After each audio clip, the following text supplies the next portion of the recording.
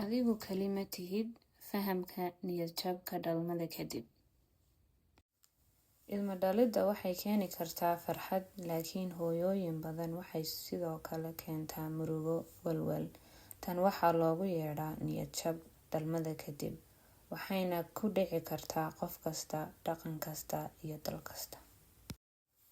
Calaamadaha niyad-jabka dhalidda kadib waa murugo ama oohin badan, dareen rajo xumo, dhibaato, hurdada ama cuntada ka yaraata, ma laha tamar ama xiiso ilmahaaga, fikir ku saabsan waxyeelo naftaada ama ilmahaaga.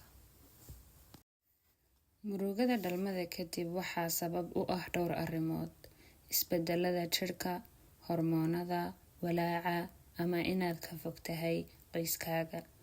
Ma aha khaladkaaga, laakiin caawimaad waxaad dareemi kartaa si wanaagsan. Ma tihid kaligaa, la hadalka dhakhtarkaaga, umuliso ama saaxiib lagu kalsoon yahay waa tallaabada ugu horeysa. Isbitaallo badan waxaa ka shaqeeya dad ku hadla afkaaga oo fahma dhaqankaaga. Daaweyntu waa waxtar iyada oo la marayo la talin, kooxaha taageerada ama daawooyinka ammaan ah.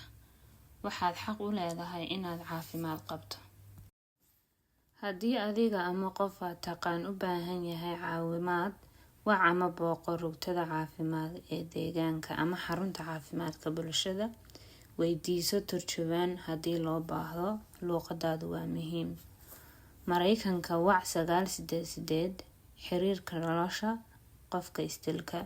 Riix 1 si aad u hesho Ingiriiska, 2 si aad u hesho Isbaanish.